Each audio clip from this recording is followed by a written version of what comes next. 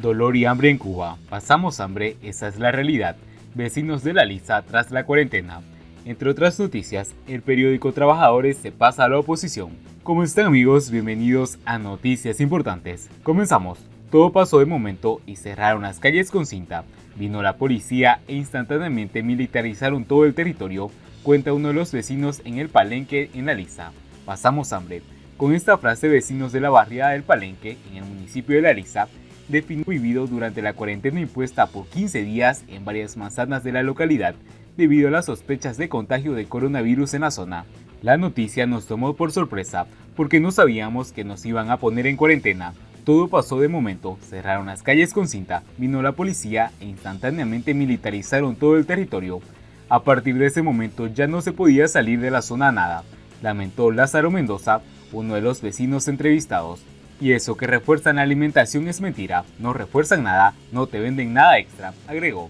Según explicó, en la zona montaron una carpa en la que venderían alimentos a los residentes de la zona en cuarentena. Sin embargo, lo único que ofertaron a la población, asegura Mendoza, simplemente fueron paquetes de galleta y un solo día. Dieron un paquete de galleta por libreta. Dieron no, lo vendieron a 25 pesos cada uno. También vendieron zumo de limón, pero eso no lo compraba nadie. El entrevistado también destaca que, para poder comprar en la única tienda en CUC en la zona, las autoridades le facilitaron a los vecinos una tarjeta de autorización.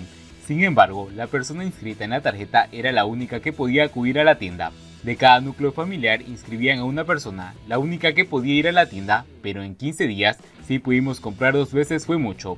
A eso súmenle que te daban 1 o 2 paquetitos de pollo por persona, así que en las familias numerosas, alguien se quedaba sin comer pollo, se quejó. Asimismo, explicó que durante el tiempo en la cuarentena, las autoridades tampoco adelantaron los productos alimenticios de la canasta básica, a pesar del papel tan importante que juega para la población debido a la escasez en la isla. Fueron deprimentes las necesidades que pasamos, más que de costumbre, no podías moverte a buscar nada, no trajeron un picadillo ni pollo ni nada, lamentó el vecino. Mendoza también explicó que las personas no disponían de la economía para poder hacer frente a una cuarentena, debido a que nunca informaron sobre la situación en que se encontraba la localidad. Aquí no se informó nada. Las personas no tenían un medio porque no podían trabajar, no se podía hacer nada, pasábamos hambre, esa es la realidad. Entre tanto, agrega que durante el tiempo que estuvieron en cuarentena nunca les fueron realizadas las pruebas PCR para detectar a los contagiados, que jamás vio un médico parado en la puerta de su casa. Lo único que se veía eran policías en todas partes, porque los médicos nunca los vi.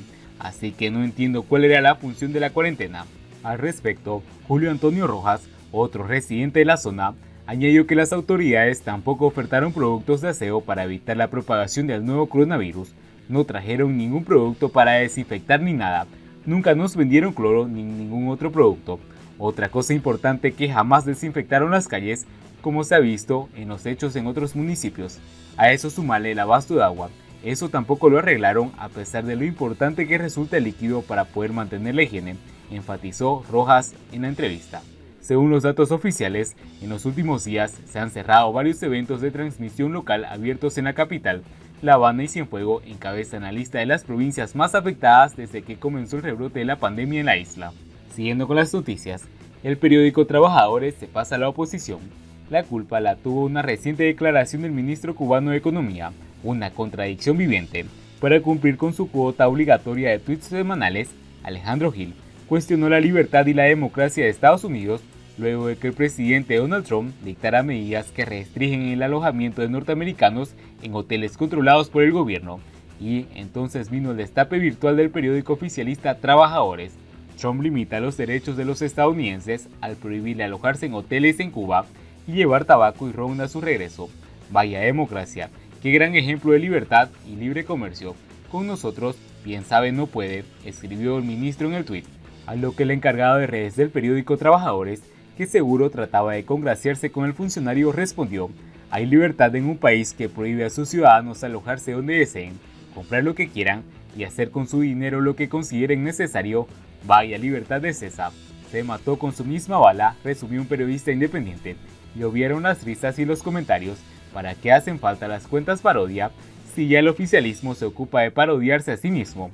El órgano de la CTC pasó por alto este detallito, de que hace solo 12 años que los cubanos pueden alojarse en hoteles de su propio país, al menos teóricamente, porque sus actuales salarios no le permiten muchos lujos.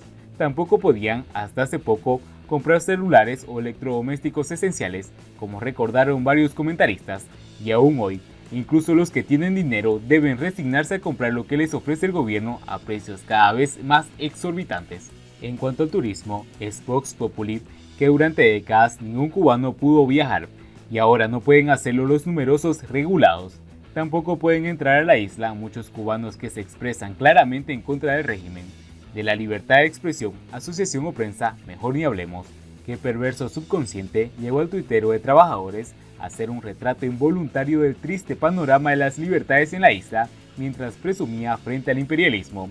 Para el psicoanálisis, los llamados actos fallidos, deslices o lapsus son fallos en el discurso, en las acciones y en la memoria que tienen lugar durante la lectura o la escritura y que llevan a una interferencia en la parte del inconsciente de la mente en el comportamiento manifiesto, pero también se llama parapraxis, término griego que significa otra acción. Para Sigmund Freud, gran estudioso del acto fallido, es imposible interferir conflictos e impulsos inconscientes reprimidos a partir de muchas acciones o experiencias en las que interviene la estructura mental. Es comprensible que, después de tantos años de represión, de tantas décadas sirviendo a los más bajos fines de la propaganda y de la justificación del fracaso, las redes sociales propicien ahora este tipo de errores simbólicos en los medios oficialistas. A su manera, son también un síntoma de agotamiento definitivo de un tipo de discurso. Siguiendo con las noticias, Cuba flexibiliza la contratación de mano de obra en agricultura.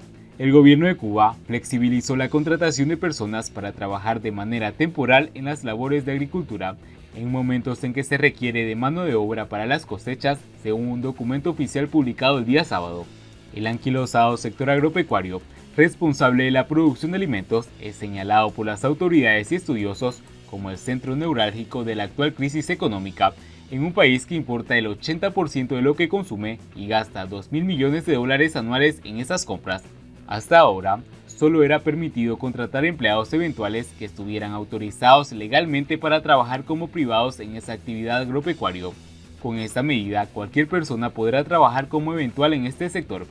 A partir de la resolución del Ministerio de Trabajo y Seguridad Social, se permitirá contratar a las personas que no sean cuentapropistas como fuerza de trabajo en los picos de cosecha, siembra, labores culturales y otras actividades de similar naturaleza, en un término no mayor a 90 días. Alrededor de 4,5 millones de personas están ocupadas en la economía en Cuba, de las cuales 792.400 trabajan en el sector agropecuario, el de mayor presencia laboral, pero aún es insuficiente para un país de 11 millones de habitantes. La normativa coincide con la publicación en redes sociales de un programa para desbaratar ese sector, propuesto al gobierno por 5 prestigiosos economistas. Una gestión distinta y más eficaz a la llevada a cabo hasta ahora en el sector agropecuario permitiría superar en gran medida esa situación de bajos niveles de producción y excesiva dependencia de las importaciones, afirma los economistas. La propuesta entregada a las autoridades fue realizada por los académicos Pedro Monreal y Luis Carranzas, así como los exministros Humberto Pérez de Economía y Fidel Vascos, estadista, y Joaquín Benavides, Trabajo. Consideramos que los actuales mecanismos y regulaciones que operan en el sector han sido agotados por el tiempo y constituyen un obstáculo para alcanzar estos objetivos, agrega. Los expertos advierten que la crisis se ha agudizado por el recrudecimiento del bloqueo impuesto a Cuba por Estados Unidos y las consecuencias de la pandemia del COVID-19 que han provocado penurias y escasez en las mesas cubanas. Sobran razones para asegurar que el contexto internacional de la reforma económica en Cuba no podría ser peor. Sin embargo, a pesar de esto, llevarla adelante es un imperativo que no debe dilatarse más. Terminando con las noticias, Cuba suma 62 nuevos casos de COVID-19 y llega a 120 muertes. La cifra de confirmados es la segunda mayor de la semana y mantiene una tendencia oscilante al alza registrada desde los fines de julio pasado. Cuba sumó 62 nuevos casos por COVID-19 y llegó a 120 muertes por el virus. Con los nuevos fallecimientos en la víspera, informó el Ministerio de Salud Pública de la isla, que ya acumulan 5.412 positivos, mientras que tratan de controlar la segunda ola de la enfermedad. La cifra de confirmados es la segunda mayor de la semana, 50, 81, 48 y 40 en los días anteriores. Los dos fallecidos son una cubana de 53 años y un cubano de 75 años que residían en Ciego de Ávila y en La Habana, las dos provincias con peor situación sanitaria del país. Bien amigos, así vamos terminando las noticias importantes del día de hoy. Espero que el contenido haya sido de su agrado. No olviden suscribirse, muchas gracias por seguirnos y nos vemos en el siguiente informe.